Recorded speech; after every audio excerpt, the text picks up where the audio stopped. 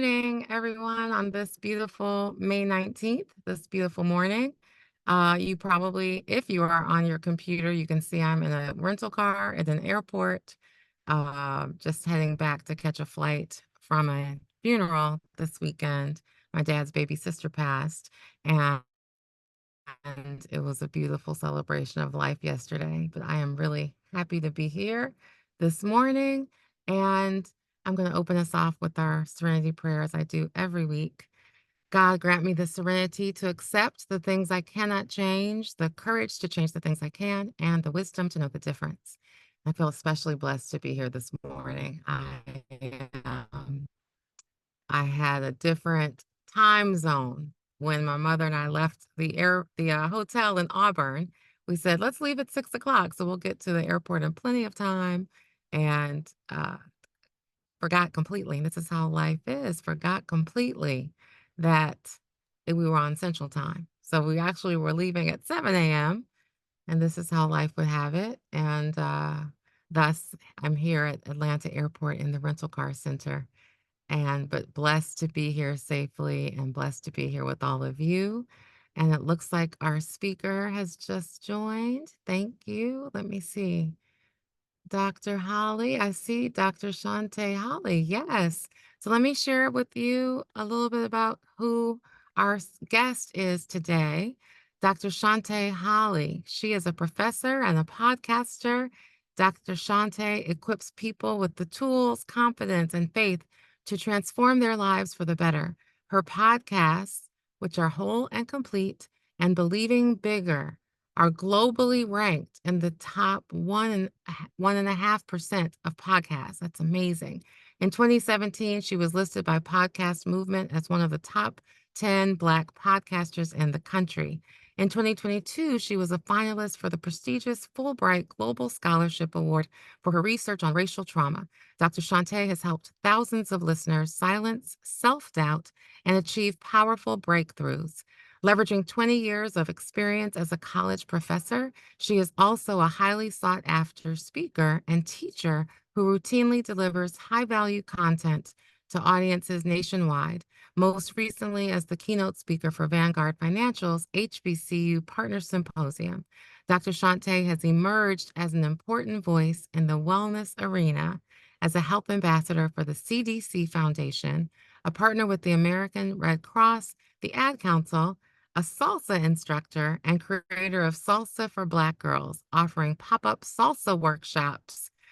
I love that. Black women who want to learn the fundamentals of salsa dancing.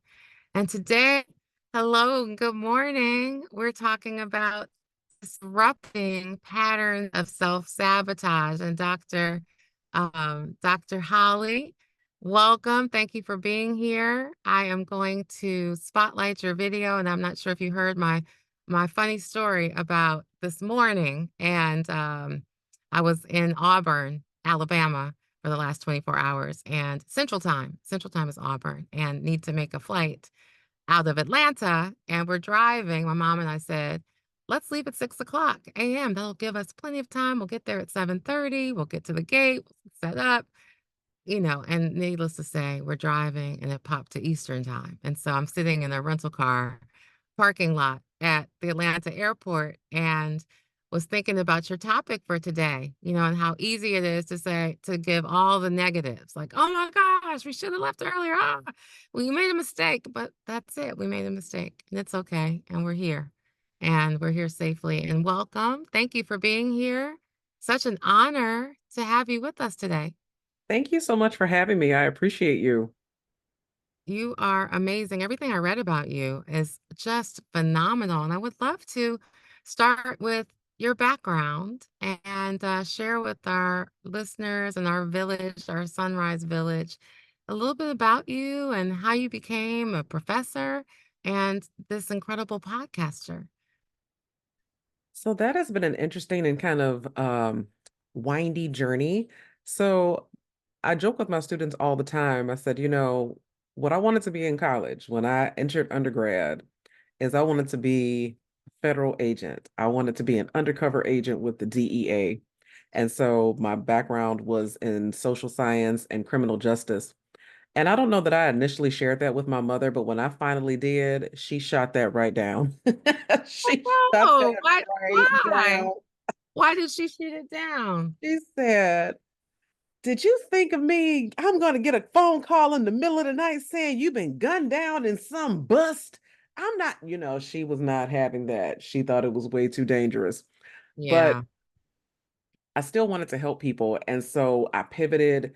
I tried social work, but those stories, I needed happier endings in that work. And then I graduated and I did not have like a rock solid. I was so jealous of the engineering majors. I'm like, man, see, if I were better in math, I would have gone that route because they were coming out with jobs, making, nice money. And I found myself in corporate America and realized immediately, like, this is not a fit. This cannot be my life. Like, no shade to anybody in corporate America. I said, but this just doesn't feel like my lane. And so my mom said, have you considered education, like college? And I was like, hmm. And subsequently went and got my master's in adult education and absolutely fell in love with it. And so that is how I became a professor. And then subsequently started. Adult education. That's amazing. So like, what does that mean exactly? Adult education. So is it all different classes or was it, So adult, English? so Mm-hmm. adult education utilizes a field of study called andragogy. And andragogy is different than pedagogy because pedagogy, the way that you teach children, andragogy, the way that you teach adults. And so adults come with this experiential component. And so rather than just kind of giving them this open up your books and turn to page 27 type of approach, it is the ability to kind of co-construct the learning environment, keeping in mind that adults have a lived experience, they have wisdom, and they have the ability to kind of create a classroom dynamic because of that children just don't have. And so it's being able to weave that into the curriculum to make for a more robust classroom. So for example, in adult classrooms, we have a lot more robust discussions where in a lot of classrooms in where children are being taught, people are like, shh, okay, be quiet so you can listen. In adult classrooms, it works very differently. Right. Of that. I like You are breaking up just a little maybe bit. Can you repeat that last part?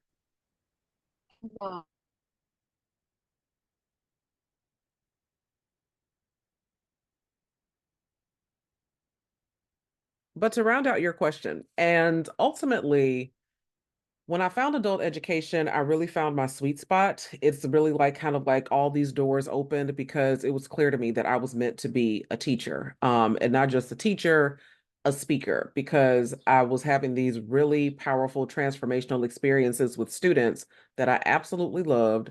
And I said, you know what? This is me. This is the work. And so that is how I came to be a professor. Now, one thing I will say in terms of creating this lens of trauma informed care in my teaching, what I started to see was that there were a lot of students who were intelligent, who were capable, who were um, motivated and eager to do well in class. But then when it came time to doing things like meeting deadlines, turning in homework, showing up for the last, few weeks of class, it just didn't happen. And it baffled me. And I'm like, what happened? What is happening? And I realized that the things that were happening were not happening inside the classroom. Something was happening outside of the classroom. And so once I started to really dig into that, I realized that a lot of students were dealing with these internal struggles, these internal battles, this dialogue that disrupted their learning and disrupted their progress and success. And so I said, okay, let's unpack this. And it it would be tempting and it might seem really kind of obvious to say, well, maybe they have a learning disability or something like that. But something told me it was something deeper than that, because what I've learned is that you can hire a coach, you can go to therapy, and they can give you quote unquote the recipe for success. But if psychologically and mentally you're not there, if for some reason you have some limiting belief or some chatter happening in the background of your psyche that says that you're not going to be able to be successful here, it doesn't matter what the recipe is, people are going to struggle. And so that is how I began to round out my teaching with this trauma-informed care approach. Thank you for that. So it within, I guess, the realm and what you're actually able to do as a teacher, how are you able to modify your teaching style, or I guess your grading, to deal with this trauma informed approach? So there is an instrument. So at the college level, and I actually do this in my coaching too, because I started to get the feeling that my calling was bigger than the classroom.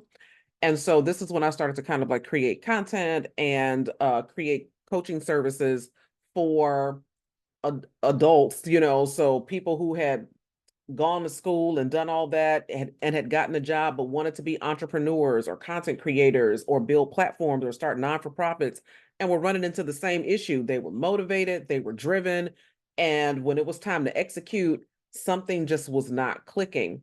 And so I started doing some research and discovered this instrument called the ACEs survey, ACES, which stands for Adverse Childhood Experience Survey. And it's the survey of 10 questions about specific traumas that may have occurred before the age of 18. And when I started to, and I took that instrument, I took the ACEs as well. And I said, okay, now we're on to something, because my ACE score was 6 out of 10. So I had this traumatic childhood, and I remember all the ways that it tripped me up, that it disrupted me, the ways that I had kind of closed my feelings off. And I said, okay, well, if this is me, let me test this out and see if this is my students as well. So I started to give the instrument to my students. I started to give the instrument to my clients. And lo and behold, the classroom was full of trauma. My client base was full of trauma. And I said, okay, because here's what I've learned. It's what I call the ABCs of trauma. There's adversity. And so, you go through something difficult, something challenging. It could be a death, it could be a loss, it could be abuse or what have you. And then based on that adversity, we begin to develop beliefs about what that adversity means. And so for a lot of people, they begin to develop a belief that I'm not worthy, no one will love me, nobody really cares, you can't trust people, happiness is fleeting, so don't get excited about anything. Don't even try, because it's going to blow up in your face. And so if those are your beliefs, then subsequently you make choices. So the ABC is adversity, beliefs, and choices. And then you start to make choices. You start to make choices about whether or not you're going to pursue this. You start to make choices about the kind of partner that you're going to be with. You start to make choices about the kind of opportunities that you will or will not pursue. And that's where things like imposter syndrome pop up. That's where things like self-sabotage pops up, because you're operating from this belief of lack and scarcity and deficit, and then subsequently making choices from those beliefs. And once I started to bring that to the forefront, because trauma-informed care acknowledges the trauma, that seems kind of like antithetical, because people are like, shh, we don't talk about those types of things. And um, that's not polite dinner conversation. But there is a way to frame trauma, as hardship, as difficulty, as a dark chapter, and most people can relate to and engage that. And when you normalize that and say you're not alone here, it makes it easier for people to feel seen and heard and validated. And once you start to kind of chip away at some of those beliefs, it makes it easier for them to make healthier choices. Sorry, I was trying to come off mute. I couldn't find my button.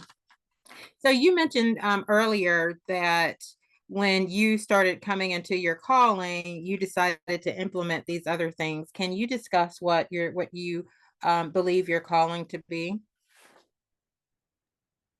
So I believe I have a calling to wholeness. And wholeness for me means being able to be the best and highest version of yourself, and being able to do so through the engagement of healthy relationships and healthy choices. And so a lot of people tend to kind of like boil that down to vacations. I'm living my best life. Self-care. I'm getting a manicure pedicure. And I'm like, let's dig a little, let's press a little bit. Okay, when we're talking about wholeness, um, it's about looking for the disconnects between what you say and what you do, and subsequently what you do, because our actions will almost always betray our beliefs. And so this calling to wholeness, it's allowing people to kind of fill in some of the gaps, because that's what trauma does. Trauma leaves gaps. Okay, so it's like this arrested development. So if you think about a bridge that's being built or a road that's being paved, when you have trauma, it's like a disruption, and then now there's a gap in the road, or there's like a rickety plank in the bridge, and it's like, okay, well, how am I going to move forward? How am I going to navigate that? And a lot of people get stuck right there. And so rather than being stuck, wholeness is about, okay, you can't erase the trauma, and you can't, act like it didn't happen, if this is the road that you're building. But what you can do is you can build another lane. You can create another lane so that you can navigate around, and not get stuck. And so a lot of the work that I do is helping people build those other lanes so that they're not stuck at the point where they got disrupted. How do you help people? I love that build another lane. And I apologize for my technical difficulties this morning, but I came back in the perfect space in terms of the trauma and the gap. I think that's so powerful. How do you help your clients and help people understand the importance of sitting in the trauma and really feeling it in order to get through it? Or do you say, but how do you move through it and not just around it? Because so many of us go around it with that other lane for years and years and years. And do you think that it's important? I guess I should ask it that way. Do you think it's important to also try to move through it and feel it?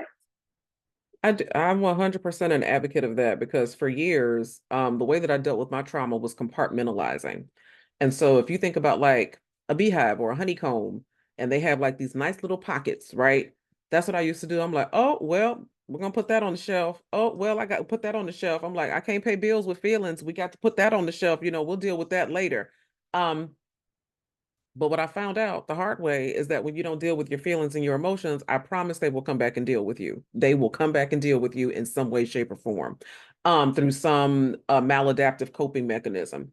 And so one of the tools that I use to help my clients move through, and not just, okay, well, let's just sweep that under the rug and go around. When I'm saying building another lane, part of that building another lane is kind of like assessing, like, what are the materials? Because before you build anything, what are the materials that you're working with? And so one of my favorite tools to use is something that I call a grievance list. And it's four questions. The first question is, what happened?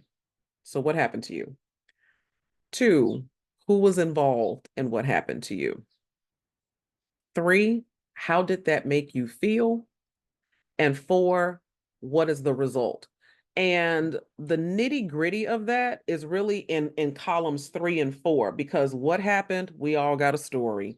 Who was involved, we can all point a finger. But how did that make you feel? I felt betrayed. I felt abandoned. I felt hurt. I felt like I couldn't trust people. And what was the result of that? As a result, I don't have friends. As a result, I don't go out. As a result, I don't even try to, aspire for higher opportunities. As a result, so based on the adversity and then the subsequent feelings, like if you're feeling rejected, if you're feeling afraid, and then you are subsequently changed as a result of that, that's where we start to dig and say, okay, this is the part that we need to move through, and this is the part where we need to reframe our thinking about who we are and what we're worth and what we're capable of. I love that. So it's both. It's the feeling, and I love those four questions because the what and the who is often, like you said, we often make story on top of the facts. There's the facts, and then there's our story attached to the facts. But I Absolutely. love the feeling piece of it. I love that as well. So, question for you: you've mentioned a lot of times that God was quote unquote endlessly nudging you to surrender control of your plan for yourself. How did He do that? And what made you really decide to step into your higher purpose? So what do they say? Life is what happens when you're out making other plans. So I remember this. Absolutely. Like this morning, I was not expected to be in the train or the rental car, so shut up. But things happen and we're here. Things happen and we're Mhm. here. And I'm glad to be here because for some reason, when this popped into my calendar, it popped into my calendar as a Microsoft Teams meeting. So I was sitting up there at Oh, 7:45, wow. waiting for the meeting to start. And like Oh, when it was like 8:04, I said, let me go back into my email and double check that I have the right link. And sure enough, here you all are on Zoom. So wow. Perfect. And it was perfect huzzah. timing because I was still driving. Won't he do it? Won't he God will? works it Like out. I keep a Always. pink tambourine on my desk for just such Absolutely. occasions. Okay, Okay. that is fantastic. I need an orange one. Okay, we digress. I But I apologize. digress. Yes, So yes. I was Won't he do it? washing dishes, minding my business, and I literally, like, my inner voice was like, "You're going to start a podcast." And I said, "Oh, what is that?" Because this is 2015, so podcasting as a genre was like 13, 14 years old. Like it wasn't even like a 16-year-old at that point. And I was like, "Oh, what?" And it was like, "You're going to start a podcast, and you're going to use it was called branding for believers at that time. It was like you are going to use a faith-based model to help people build their personal brands." And I said, okay, well, how is that going to happen? Because what did I know about a microphone? What did I know about Adobe Audition? Like what they say Gone with the Wind. I don't know nothing about birthing no babies, Miss Scarlett. Like, so how is that going to happen, right? And but it would not leave me. Like, you just kind of have like this nagging sensation when people say, I had a feeling I should have went back and checked to see if the garage was open. I had a feeling that intuition, it was loud and it was relentless. And I said, okay, I will start a podcast. I said, but I need help. You need, like, Lord, you need to show me something. I kid you not. The day after I said, okay, I'm going to start a podcast, a friend that I had known for years and had not spoken to in forever was like, "Hey, I'm trying to build my portfolio of work, with video and audio. If you got any projects coming up, I'll do it for free. I'm just trying to expand my portfolio." And I said, brother, Right here. right here, like right here. And so when I started podcasting, I actually started doing it live in front of a live audience. It was called Pod Class. And so I did these live events. And then when I did solo episodes, I was using this microphone because I told you I'm not a techie girl. And when I was talking, you could hear it. But when I wasn't, there was like this hissing something, and I didn't know how to get rid of it. And so one day, a young man reached out to me on Twitter. He said, "Hey, Dr. Shante, I'm loving the new content. I'm really a fan, but I couldn't help but notice there's these technical issues. So I hope you're not offended, but I took a piece of your audio and I edited out the hissing. And here's what it could sound like if you make some tweaks. I hope I didn't step on your Amazing. toes." I said, "Step on my toes." I said, "Brother, how much you charge?" And that's how I found my producer, my audio engineer. I said, listen. And so when things start to align for you like that, like I'm like, if all I have to say is yes and just answer the call, that was my biggest thing. Answer the call because somebody is waiting for you to pick up. And so once I answered the call, it just was amazing. And people used to say, "Oh, now let's tamp your expectations because your podcast, you might have like 30 listeners for the first 3 months. You might have, 1,000 listeners, after a year." And these numbers started to roll in, and I was like, it was in the thousands. It was in the thousands, and I said, "Okay, well, I, I've done my part. Lord, you do your part," and we've been sailing ever since. That's incredible. And I think what you just said about answer the call is so deep to me. My phone is always on silent, literally, always. And so that has big meaning, literally and figuratively, for me, because I think I block blessings. I think many of us block blessings sometimes. I love that story. It's a great reminder to surrender and also to answer the call. So I love it. You have two podcasts, correct? You still have both? So this was another, so part two of this story. So Okay. branding for believers, subsequently, I started to find out that we were talking less about the branding part, because remember I told you you can give somebody the recipe, but if they don't have the faith to execute, they don't have the belief to execute, it's not going to happen. So we really started doing mindset work on that show, and Branding for Believers became Believing Bigger. And we were rolling. We were at the height. We were at the zenith. We were 6 seasons in, and I will never forget this. Because in the new year I like to travel. So this was my last trip before the pandemic. I spent New Year's in Dublin. So I was traveling to Dublin and Scotland. And I was by myself because I'm a solo traveler. And it was like, God was like, now that I have you alone, you're going to end believing bigger. And I said, sir. And it was interesting because I was really struggling to come up with the season 7. Like we had talked about so much. And I was really on Mm-hmm. the struggle bus to Mm-hmm. like just come up like with new topics. And I'm like, Mm. man, like what is season 7 going to be about? I'm like, because we got an audience, and I need to kind of figure out how I'm going to Mm-hmm. frame it. Mm-hmm. He said, you have recorded the last season. And I was like, Mm. and then he just kept saying, whole and complete, you were going to pivot to mental health. And I was like, what? Love it. And again, answered the call. And that one was a little bit harder. When you don't know anything and you're just trying stuff out, you're like, hey, what do I have to lose? But at that point, I had stakes in the game. I had skin in the game. I had an audience at that point. And I recorded that last episode and told my audience, hey, I'm pivoting to this new thing. Thank you for being with me. Ah. And Whole and Complete was really about addressing uh mental wellness through a spiritual lens, because I have been churched, okay? Like, so I've been in the church for a very long time, grew up in the church. And one of the things, the messages in the church was that you didn't need a therapist, you needed Jesus, that you could take your Always. to the altar, Mm-hmm. and just you Mm-hmm. just have enough faith, then I said, this is destructive. I said, because I believe in faith, I believe in prayer, I have all the things. I said, but it's not either or, it is both and. I said, It so is that both and. that Mm-hmm. both and component really troubled me, and I didn't hear anybody normalizing having a mental health care regimen and supporters, and being a believer. And so I was like, okay, well, whole and complete, that's what it is. And so I put a faith-based lens on mental health and wellness, and I launched it a month before the pandemic, so this February 2020.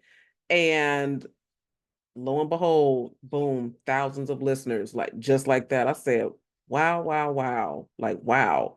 And this part, I was able to engage mental health practitioners, so therapists, counselors, psychologists, and what have you, and just compound and kind of expose people. I'm like, yes, this is a thing. It doesn't have to be either or. You can have both of these things and still be very much a believer and very much on your path to wellness and wholeness.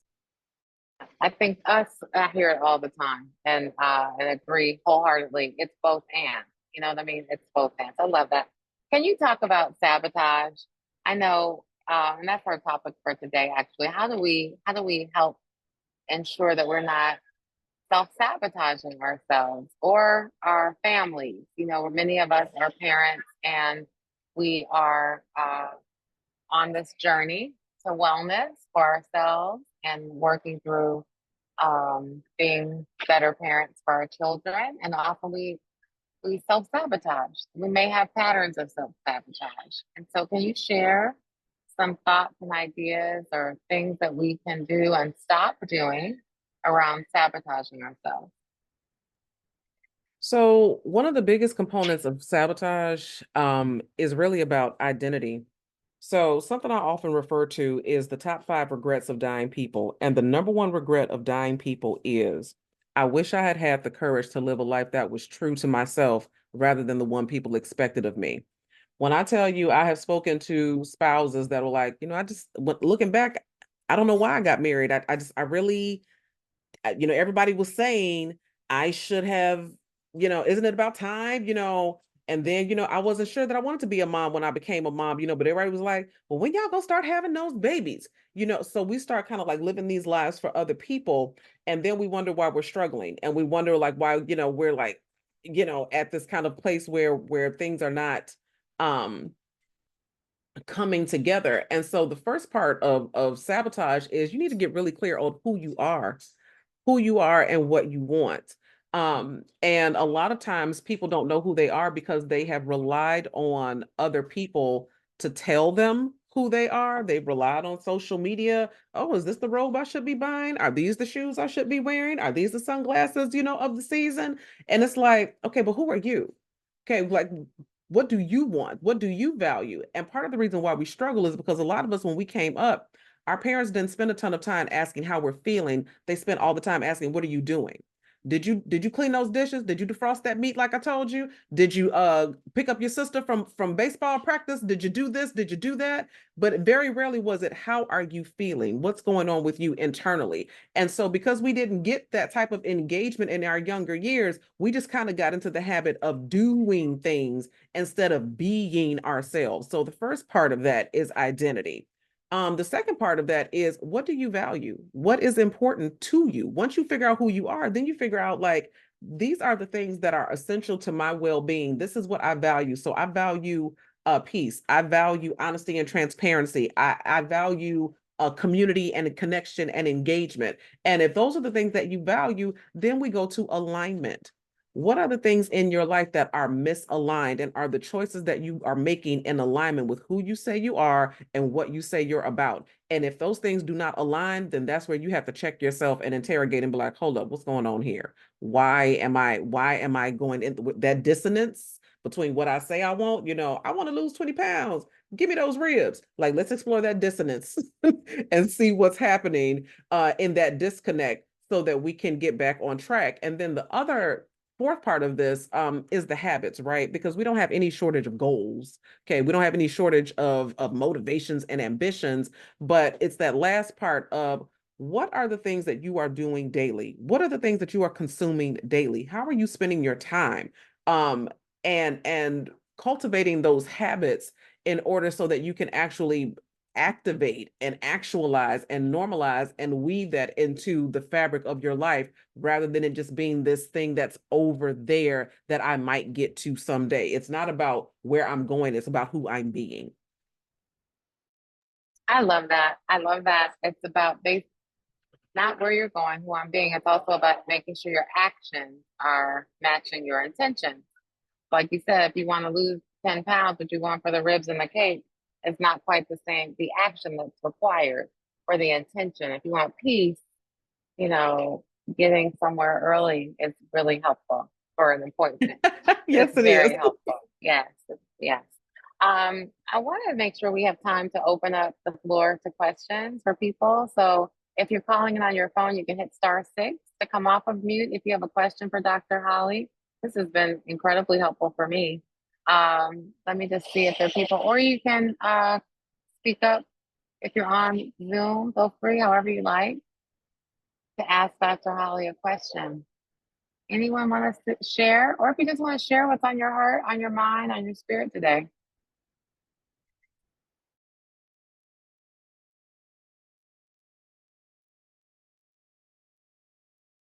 I don't see anyone coming up at me, so I'll ask another question. What are some key tools? You talked about making sure our actions, and intentions are all in alignment. You also asked about those 4 questions earlier. Are there other tools that we can practice and incorporate in our day-to-day lives to help us quiet ourselves, to find, you call it to quiet our inner saboteur, I think, is your language? Yes. So rumination is a big deal. And ruminating is when you are what I call rehearsing your suffering. If I had a listened to my granny and I had married that man, and if I would have went to school, sooner, and if I hadn't have done this, and if I hadn't have done that, and if she would have paid me the money she owed me, I would have been much, much better off now. If I hadn't loaned or co-signed that car for my brother, then look where I would be. And so we keep replaying these tapes, right? We keep replaying these tapes of our suffering and the things that we've been through.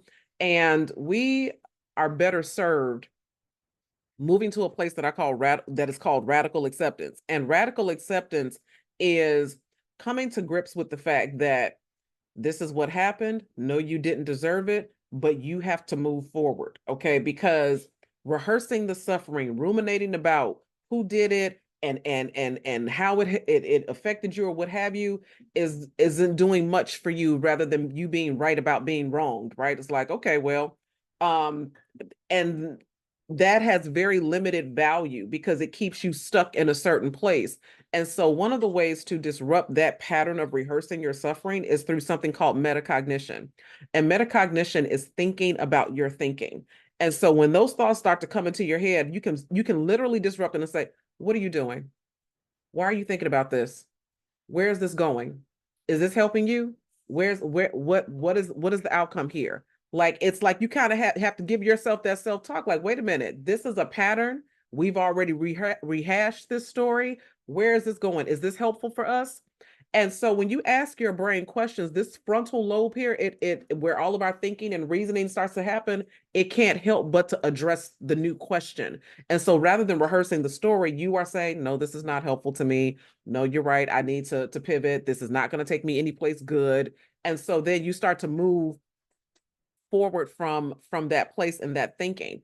Another thing is being able to visualize, like, and really allow yourself. So in meditation, so some people meditate, sometimes some people they love it, some people are like, I really can't sit still for that long. But meditation is also a helpful tool, because what it allows you to do is it allows you to visualize where you'd like to be. But most importantly, in meditation, you get to tap into the emotions of how you want that to feel. Okay, so if you say, I want to be in a healthy relationship, okay, well, let's visualize that. How does that feel? What are the emotions that are surrounding that? Because a lot of times we start to we disconnect ourselves from our emotions because we've been led to believe that our emotions are bad things, or that it makes us needy, or that it makes us weak, when it's really the opposite. And so allowing ourselves to tap neurologically into a new place, instead of rehearsing that old suffering, can be really helpful as well. I love that. I think I used to go over and over and over and over the challenges. And you call it's what did you say? Remunerating? Ruminating. Ruminating. Yes, I do that. And so I'm working on that even this morning. Uh, even this morning. But that's really helpful. Thank you for sharing that. It looks like somebody came off of mute. Did you want to ask a question? Yes, I have a question. So as we move forward, we've raised our kids, where our careers are off, but as we enter this different phase in life, we all of a sudden wonder where we are, and what is our currency and what is our values as kids. Our kids are like gone with their own lives, and we find ourselves alone. How do you deal with that? I mean, what suggestions do you have? So probably the most important book that I have read in a decade. I mean, and I say that like with heavy weight, right? Because I read a lot of books, because I do a lot of walking and I'm always listening to audiobooks. But this one stopped me in my tracks. I've been passing it out like Tic Tacs. I'm like, listen, you got to get this book. Okay.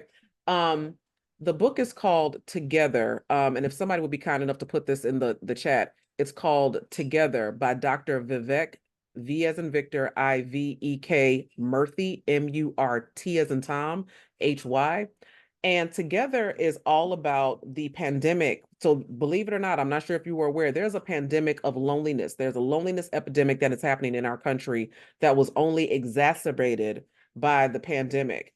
Because a lot of times we tend to be very isolated. So when we get married or we have kids, we allow that to or work, that's our whole identity. So if you ask the average person, so tell me about yourself, they will almost always start talking about their job or their kids. And it's like, okay, but tell me about you. Like, what are you like beyond that? Like, if you think about your life as a pie tin, right? Work is a slice of the pie. Kids or family is a slice of the pie. But what's happening in the rest of the tin, in the rest of the pie tin? And basically, what Dr. Murthy talks about is this absolute essential need for community. And so, for example, this community right here. This is, you know, a perfect example of being able to have healthy social connections, because you're right. Your kids will grow up. They will move on. They will transition to other things, but those healthy social connections. So for me, short story, when I was 6 years old, growing up in Chicago on Channel 11, WTTW, they used to have ballroom dance competitions. And I was fascinated. I was like, oh my gosh, I want to do that, especially the Latin dance. That was the jam. Because they would have fire and spice and passion, and I love the music. But you know, little girl, black girl growing up on the south side of Chicago, that was not an option for me. Fast forward, when I turned 40, I said, you know what? It's now or never. I said, I'm not getting any younger. Just start now. And I started taking salsa dance classes. And through that process, I have a whole I have a whole family. I have a whole dance family.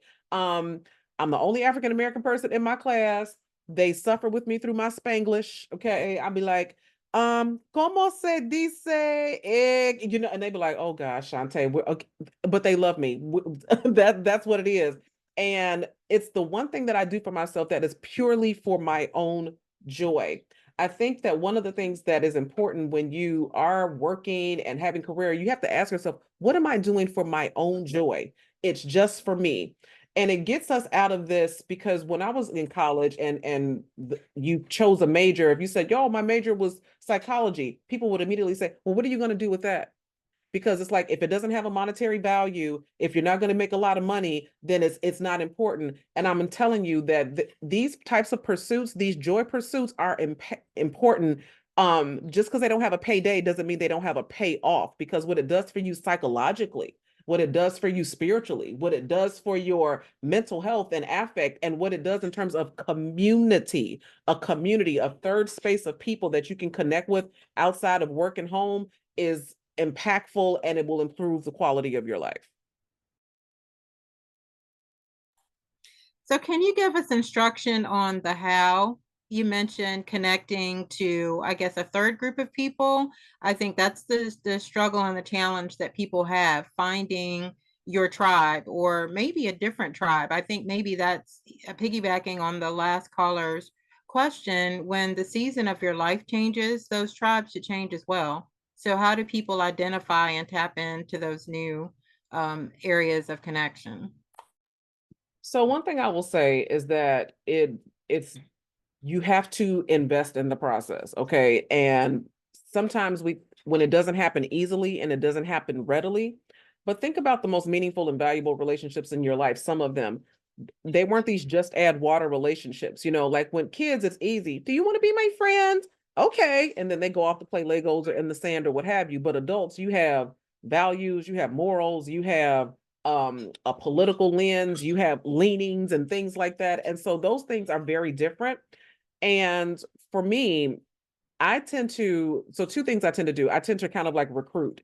And when I say recruit, so I told you I grew up in the church. And when I left that church after 30 years, I left it during the pandemic because it was time. And that's a whole nother episode, child. But I found myself leaving that church with some really raw and just ill feelings, right? You know, I was definitely feeling some kind of way when I left.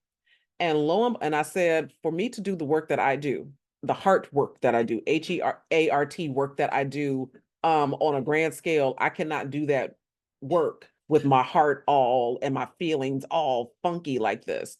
And so lo and behold, I found a Bible study for people who love the Lord but can't stand church people. And I said, oh, okay, let me start here. Let me do this. And so I just threw out a blanket email to like 10 people that I knew that were like just kind of like church goers or whatever. And I said, hey, I'm reading this Bible study. I'm going to start on such and such date. Let me know if there's any takers. And I had two people that were like, I'm in. And so we met on Zoom. And two chapters in, one of those people said, oh, I know somebody that could really use this. And then three people became four people. And then we finished that study. We read another book. And then next thing you know, four people became six people, because and it's just kind of like start where you are. Sometimes we think that it has to be like a village, but you can start an entire movement with just one healthy social connection. And so one of the ways to do that is through recruitment. Another way to do that is through hobbies, passions. And so I, once upon a time in a land far away, I used to be a scrapbooker. I used to be a paper crafter. And I used to go to these scrapbooking conventions to learn how to do new things, and then met tons of very talented, creative women through that process. And some of us are still very much friends. I've done it through meetups. And so there's an app called Meetup. And if you check your, or Eventbrite, there's events happening in your local area, like, okay, Saturday morning writers club, or Saturday morning running club, or Saturday morning whatever. And this really goes back to that other part, right? Like, what's the other pieces of your pie? Because if it's just work and it's just family, there leaves a lot of room. There are Facebook groups for people who want to become immigrants, or quote unquote what they call expat in another country. There are groups for solo female travelers. So it's about really being intentional about getting into these groups and being willing to invest the time to build these relationships, because it's not going to be instant. It's not going to be just add water. But as you continue to show up in these communities, absolutely relationships can be built. And I definitely have seen this. So part of my trauma research has been done on people who have left America to go and seek residency in other countries. And one of the critical things was, it wasn't just I found a country that was more aligned with my values, but the key was I had to have a community, because you can go there and feel very much isolated, especially if you don't have language.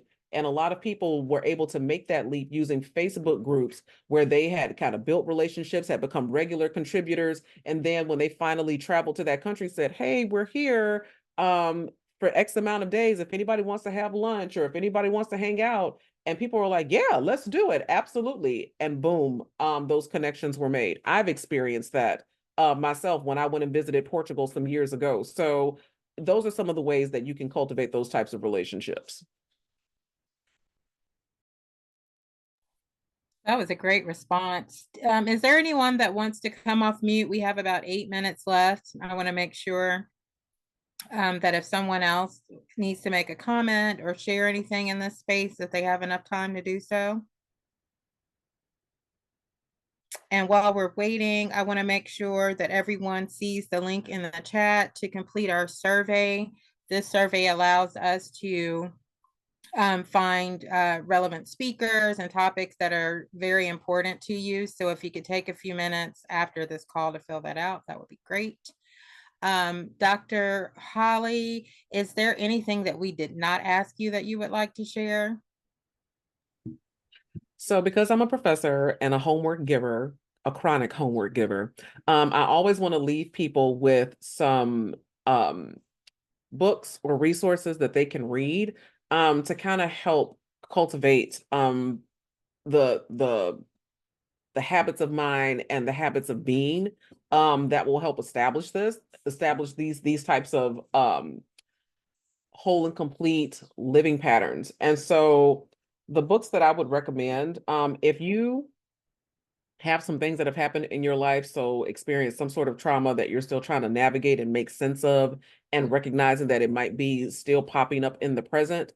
One of the best books that I have read on that is What Happened to You by Dr. Bruce Perry. And it's an interview by Dr. Bruce Perry and Oprah Winfrey, but it really talks about the science of the brain, what trauma does to the brain, and the ways that we can heal. And actually, Dr. Bruce Perry recommends at the end of his book, What Happened to You, he describes a dynamic that he calls relational hunger, and talks about all the psychological benefits of community, because he says when you are hurting or you are suffering or you are in distress, the best cure really is he said, believe it or not, and I will say this as a therapist and counselor and psychologist, he said it's not therapy.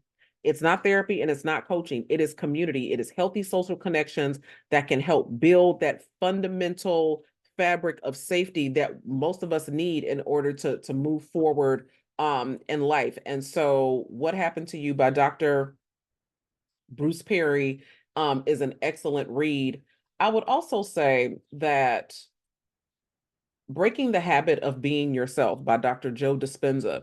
And so if you are a ruminator, if you are always rehearsing your suffering and the story is like, and you are living in this idea of, but I can't, and people won't like me, and people have their own lives and that sort of thing, because I literally was on Threads on Instagram the other day, and I'm going to try to pull this up and kind of give you some answers in real time. So I was in Threads and I said, I hear people say all the time that it's so hard to make friends when you're older. I said, I'm curious, what specifically makes it difficult to build healthy social connections and community?